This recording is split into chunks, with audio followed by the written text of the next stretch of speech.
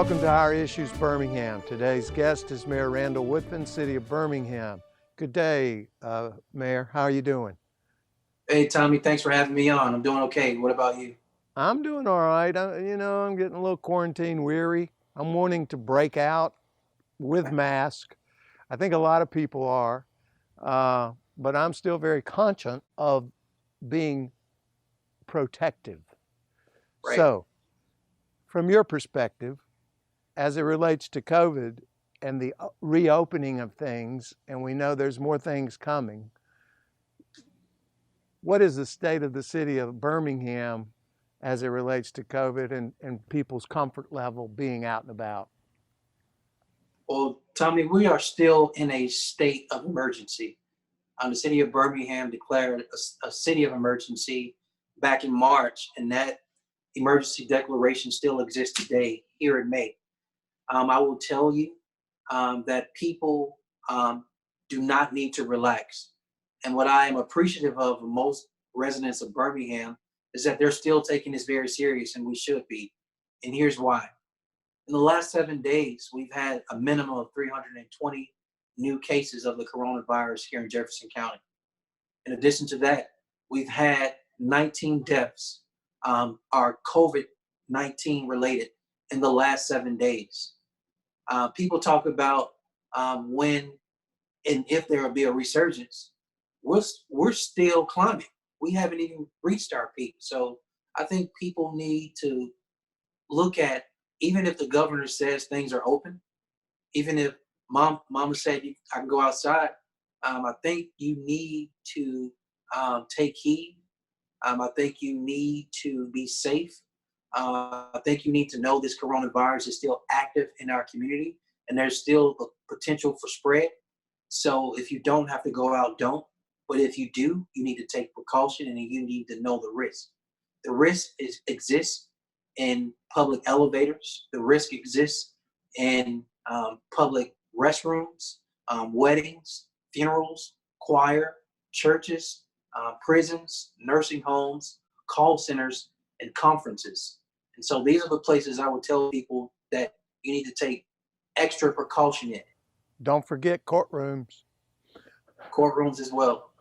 As far as I'm concerned, it does. We get a lot of information from the national news out of New York. Obviously, Governor Cuomo has kind of been the spokesperson for the world, if not the country, if not the world. And I noticed their numbers are going down, and that to me sends a false sense of security based on what you just articulated. As we are in Birmingham locally, we're not going down. We're having cases every day. Some days they're up, some days they're down, but we're having cases and deaths practically every day. Right. Is that a fair statement? So what do you ask the citizens to do, and what things are you thinking about doing? Because there's a balance between the health issues and the economic issues. The restaurants are at half capacity. That's not good enough. So what do you want us to do? The first thing is this. Because the governor loosened restrictions on entertainment, restaurants, and all of these other things that are open, we know that means there will be less opportunity to practice social distancing and be 6 feet apart. And so the substitute is facial covers. We have a facial cover ordinance because we want to make sure when people are talking and or sneezing or laughing or singing or shouting or in proximity to someone that is less than 6 feet apart, then the facial cover will protect the next person. It's not about you. It's about protecting your neighbor. It's about protecting that stranger. So we're asking people to not to think about yourself, but to think about your neighbor and your community. The other thing is this: when you find a way to strike the balance between the health crisis and the economic crisis, you want businesses to be open, but at some of them being open only at 50% capacity, it still puts them behind the 8 ball. It puts them in a position where they can't hire all of their employees back. In addition to that, we should acknowledge that a lot of our hourly employees are making more money with unemployment insurance than they are while they were employed. So some of them, not all, but some may not be motivated to come back to work. You add on top of that, that I know, like all other elected officials should, even if they don't admit it, I'll admit it here on your show. As elected officials, we cannot predict consumer behavior. What I can tell you is that enough fear and anxiety still exists in the city of Birmingham where people are not 100% excited to come out to a restaurant because they are scared. So we have to find creative and innovative ways to block off streets, open up streets, and allow more people to eat outside. And maybe that will drive up um, consumer behavior to participate in eating at a restaurant and decrease some of that fear and anxiety.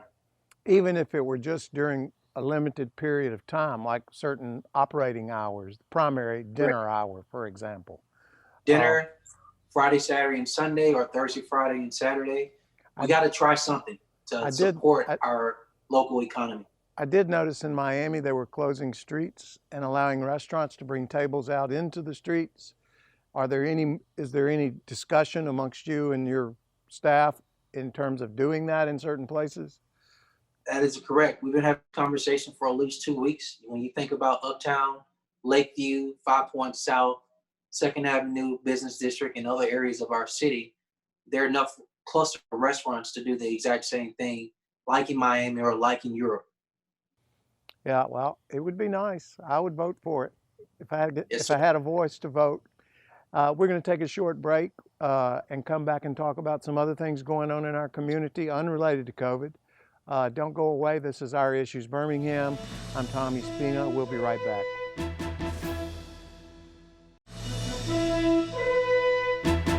Welcome back to Our Issues Birmingham. I'm Tommy Spina talking with Mayor Randall Woodfin, City of Birmingham.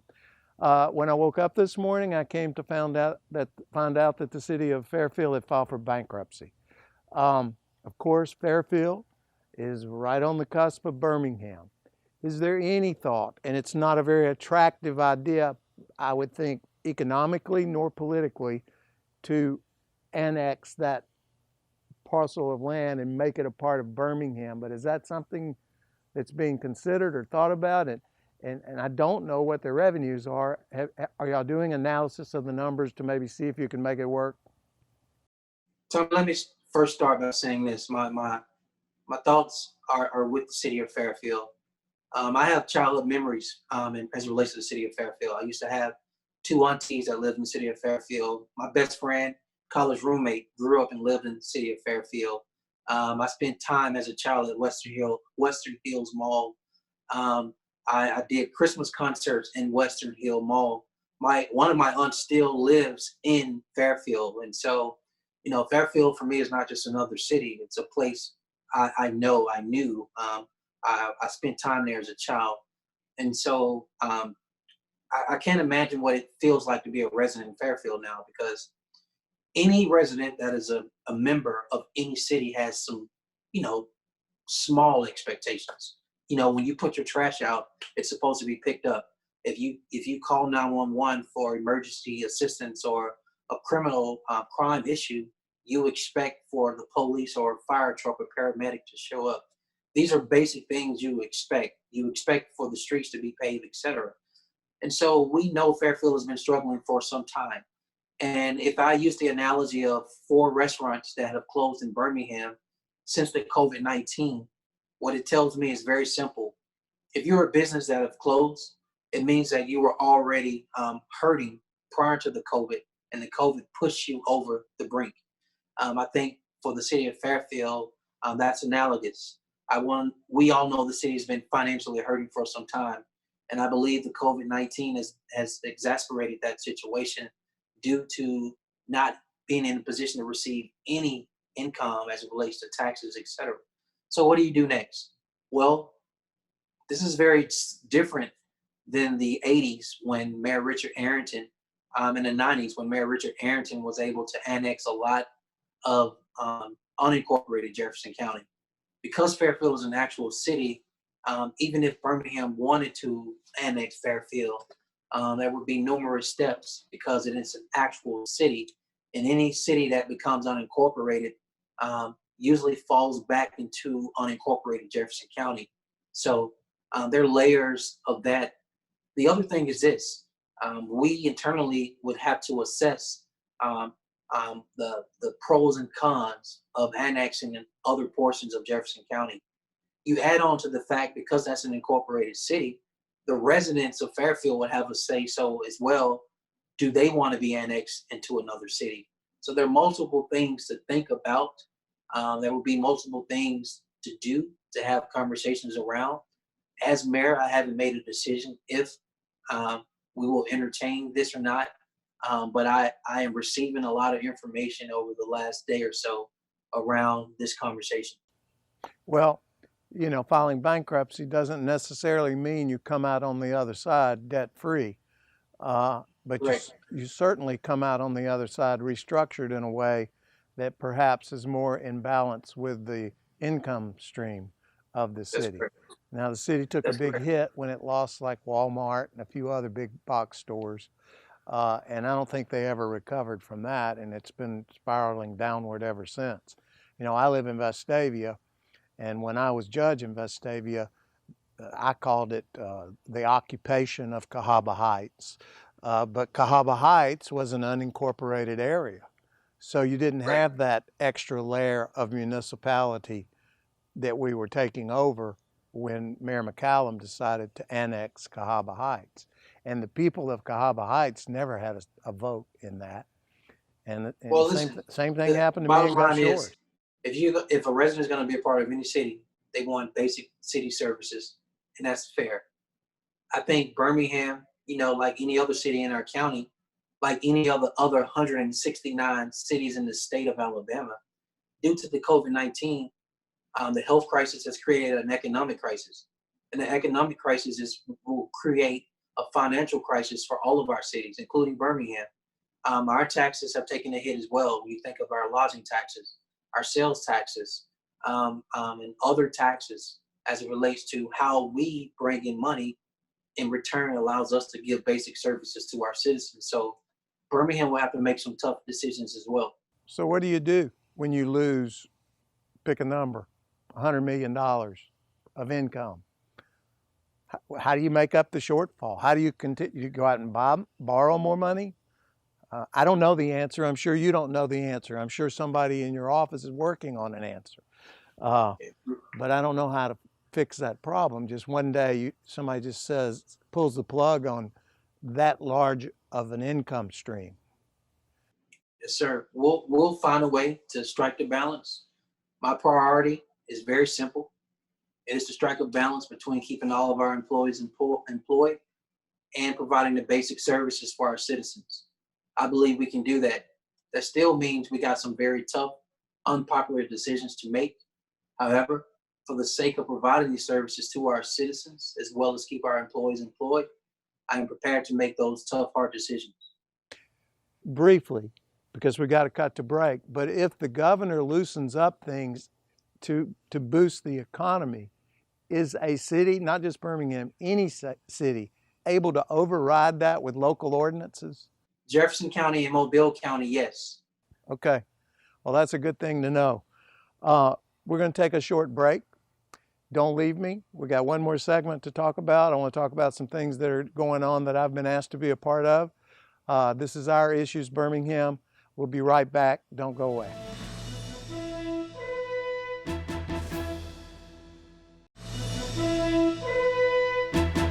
Welcome back to Our Issues Birmingham. I'm Tommy Spina. I'm talking with Randall Woodfin about a variety of things. I'm going to shift gears on you and talk about something I read about just a couple of days ago, and something I've been asked to be a part of, and I'm happy to serve and be a part of it.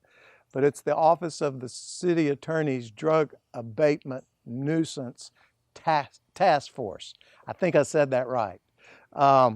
This is a 90s civil procedure, civil statute that allows the city attorney's office to go after landowners that are not taking care of their property to the extent that they're becoming somewhat of an attractive nuisance to crime, to drug activity, and other things that we wish we didn't have.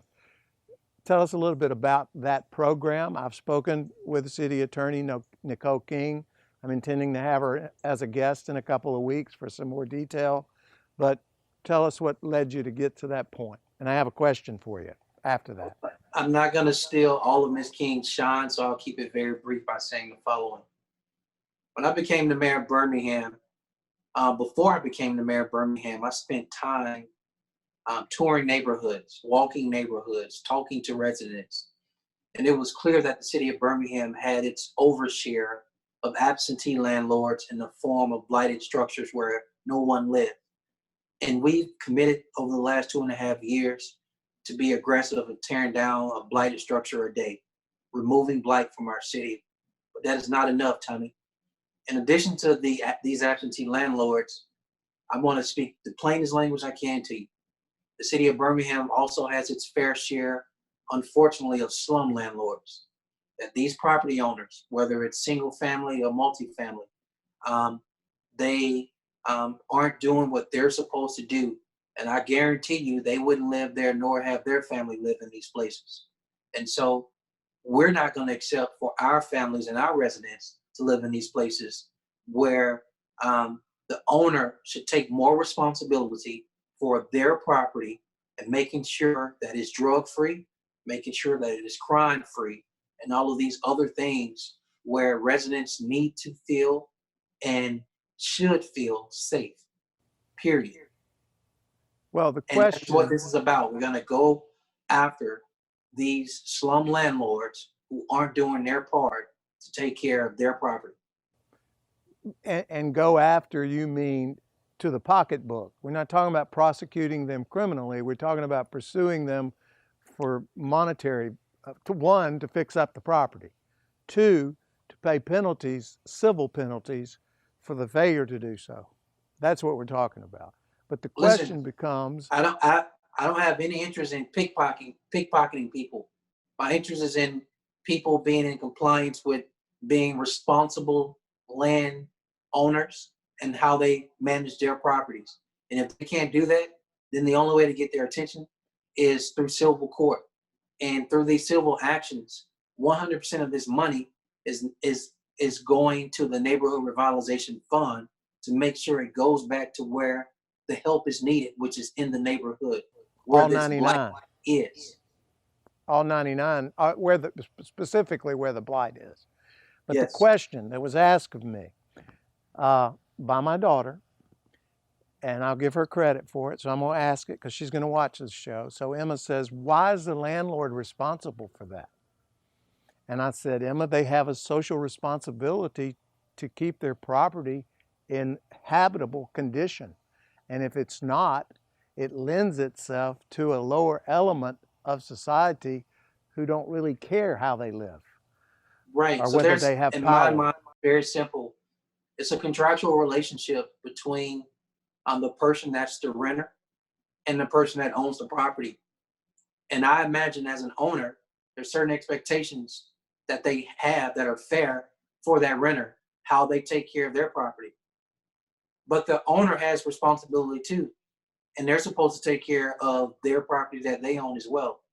And so someone has to be held responsible because ultimately this is a community, and community, there's shared sacrifice. And we don't want anyone preying on the community. We don't want anyone passing the buck and not being accountable or taking responsibility. This is the right thing to do. I stand by it. I support our city attorney, Nicole King, and this is her passion. And I'm happy to see her and the city of Birmingham execute on this to make sure every single one of us in this city made up of 99 neighborhoods is a good neighbor. Well, to loop it back to where we started, the same is true when it comes to COVID-19 and the wearing of a facial covering when out in public. You know, you're doing it because you have an obligation to your neighbor to protect them from something that you might have and not even know you have. And they would have that same obligation. And as a result of the parallel actions of just wearing a mask, you will at least reduce, in a perfect world, the number of cases that we're seeing. So it's kind of similar in that respect, is that we're a community. and we have to act and live like a community in a grander scale than we have in the past. Tommy, and in a health crisis, what I have seen some of the best of people in a community effort to help others. But I'm honest with you, I've also seen some of the worst of people. I've seen True. this selfish behavior and this selfish dialogue and this selfish movement around this and that, about not wearing facial covers. But I'll tell you, as Miss Sweet Brown said, ain't nobody got time for that.